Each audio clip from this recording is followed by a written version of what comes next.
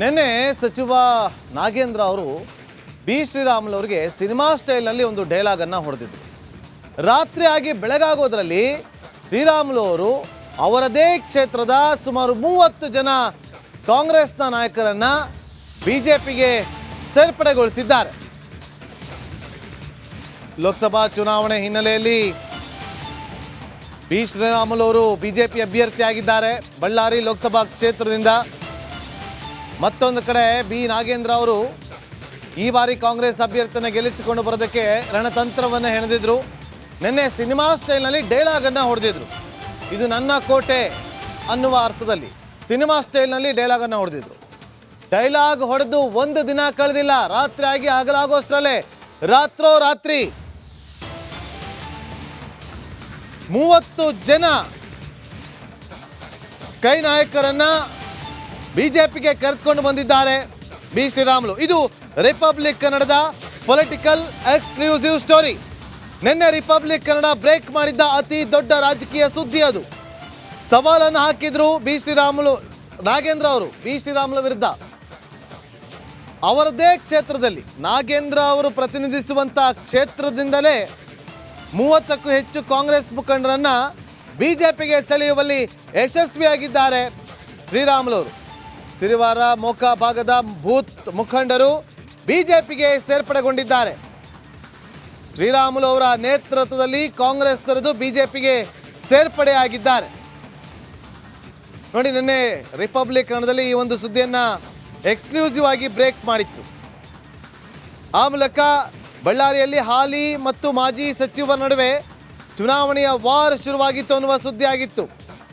ಈಗ ನೋಡಿ, ನನ್ನ ಏನು ಹೇಳಿದ್ರು ಅಂದರೆ, ತಾಕತ್ತಿದ್ರೆ ಲೀಡ್ ತಗೋ ಎಂದು ಕೆಂಪೇಗೌಡ ಸಿನಿಮಾದ ಡೈಲಾಗ್ ರೀತಿ ಸವಾಲನ್ನು ಹಾಕಿದಂತಹ ಸಚಿವ ನಾಗೇಂದ್ರ ಅವರ ಕ್ಷೇತ್ರದಿಂದಲೇ ರಾಮುಲು ಅವರು ಆಪರೇಷನ್ ಮಾಡಿದ್ದಾರೆ. ರಾತ್ರಿಯಾಗಿ ಬೆಳಗಾಗೋಷ್ಟರಲ್ಲಿ 30ಕ್ಕೂ ಹೆಚ್ಚು ಕಾಂಗ್ರೆಸ್ ಬೂತ್ ಮಟ್ಟದ ಮುಖಂಡರನ್ನ ಬಿಜೆಪಿಗೆ ಸೆಳೆದಿದ್ದಾರೆ ಶ್ರೀರಾಮುಲು.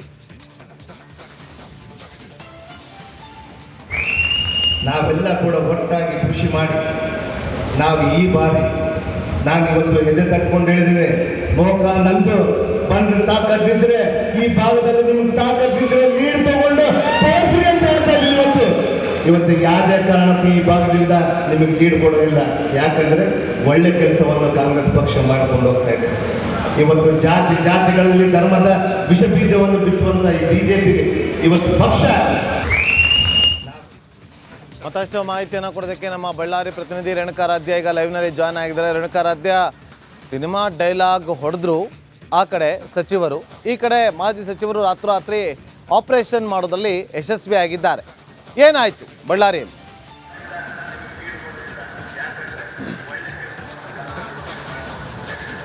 ಖಂಡಿತ ನಾಗೇಂದ್ರ ಬಾಬು, ಏನು ಬಳ್ಳಾರಿಯಲ್ಲಿ ಹಾಲಿ ಹಾಗೂ ಮಾಜಿ ಸಚಿವರು ಜಿದ್ದಿಗೆ ಬಿದ್ದಂತೆ ಚುನಾವಣೆಯನ್ನ ನಡೆಸ್ತಾ ಇರ್ತಕ್ಕಂಥದ್ದು. ಒಂದು ಕಡೆಗೆ ಬಿಜೆಪಿ ಅಭ್ಯರ್ಥಿಯಾಗಿ ಶ್ರೀರಾಮುಲು ಅವರು ಕಣದಲ್ಲಿದ್ದಾರೆ, ಇನ್ನೊಂದು ಕಡೆಗೆ ಸಂಡೂರು ಶಾಸಕರಾಗಿರ್ತಕ್ಕಂಥ ತುಕಾರಾಂ ಅವರು ಕಾಂಗ್ರೆಸ್ನ ಅಭ್ಯರ್ಥಿಯಾಗಿದ್ದಾರೆ. ಕಾಂಗ್ರೆಸ್ನ ಅಭ್ಯರ್ಥಿಯಾಗಿರ್ತಕ್ಕಂಥ ತುಕಾರಾಂ ಅವರ ಪರವಾಗಿ ನಿನ್ನೆ ಬಳ್ಳಾರಿಯ ಜಿಲ್ಲಾ ಉಸ್ತುವಾರಿ ಸಚಿವರಾಗಿರ್ತಕ್ಕಂಥ ಬಿ ನಾಗೇಂದ್ರ ಅವರು ಅಬ್ಬರದ ಪ್ರಚಾರವನ್ನು ಮಾಡಿದ್ರು. ಅಂತಹ ಸಂದರ್ಭದಲ್ಲಿ ಸಿನಿಮಾ ಡೈಲಾಗ್ಗಳನ್ನು ಹೇಳುವ ಮೂಲಕ ಬಿ ನಾಗೇಂದ್ರ ಅವರು ಶ್ರೀರಾಮುಲು ಅವರಿಗೆ ಭರ್ಜರಿ ಸವಾಲುಗಳನ್ನು ಹಾಕಿದ್ರು. ಅದರಲ್ಲಿ 2-3 ಸವಾಲುಗಳನ್ನು ಹಾಕಿದ್ರು. ಮೊದಲನೇದಾಗಿ ನೋಡೋದಾದ್ರೆ, ತಾಕತ್ತಿದ್ದರೆ ಮೋಕಾ ಭಾಗದಲ್ಲಿ ಲೀಡ್ ತೆಗೆದುಕೋ ಅನ್ನುವ ಒಂದು ಡೈಲಾಗನ್ನು ಹೇಳಿದರು. ಅಂದರೆ ಕೆಂಪೇಗೌಡ ಸಿನಿಮಾದಲ್ಲಿ ಇರ್ತಕ್ಕಂಥ ವಿಲನ್ ಒಬ್ಬರು ಹೇಳ್ತಕ್ಕಂಥ ಮಾತು ಏನಂದರೆ, ಇದು ಆರುಮುಗಂ ಕೋಟೆ ಕಣೋ ಅಂತ ಏನು ಹೇಳ್ತಾರೆ, ಅದೇ ಮಾದರಿಯಲ್ಲಿ ನಾಗೇಂದ್ರ ಅವರು ಬಿ ಶ್ರೀರಾಮುಲು ಅವರಿಗೆ ಸವಾಲನ್ನು ಹಾಕಿದ್ರು.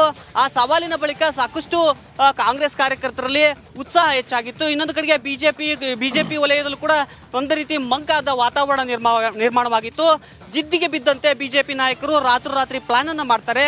ಅದೇ ಕ್ಷೇತ್ರದ ಅಂದರೆ ಶ್ರೀರಾಮುಲು ಏನು ಪ್ರತಿನಿಧಿಸ್ತಾ ಇದ್ದಾರೆ ಬಳ್ಳಾರಿ ಲೋಕಸಭಾ ಕ್ಷೇತ್ರವನ್ನ, ಈ ಒಂದು ಹಿನ್ನೆಲೆಯಲ್ಲಿ ಈಗ ಏನು ನಾಗೇಂದ್ರ ಅವರು ಪ್ರತಿನಿಧಿಸ್ತಾ ಇರ್ತಕ್ಕಂಥ ಬಳ್ಳಾರಿ ಗ್ರಾಮೀಣ ಕ್ಷೇತ್ರದಲ್ಲಿ ಆಪರೇಷನ್ ಕಮಲವನ್ನು ಮಾಡಿರ್ತಕ್ಕಂಥದ್ದು. ನಾಗೇಂದ್ರ ಅವರು ಯಾವ ಭಾಗದಲ್ಲಿ ಸವಾಲನ್ನು ಹಾಕಿದ್ರು ಆ ಭಾಗದಲ್ಲೇ 30ಕ್ಕೂ ಹೆಚ್ಚು ಸ್ಥಳೀಯ ಮುಖಂಡರನ್ನ ಈಗ ಶ್ರೀರಾಮುಲು ಅವರು ಸೆಳೆದಿರ್ತಕ್ಕಂಥದ್ದು. ಬೂತ್ ಮಟ್ಟದ ನಾಯಕರಾದರೂ ಕೂಡ. ಥ್ಯಾಂಕ್ ಯು ರೇಣುಕಾರಾಧ್ಯ ನಿಮ್ಮೆಲ್ಲ ಮಾಹಿತಿಗಾಗಿ.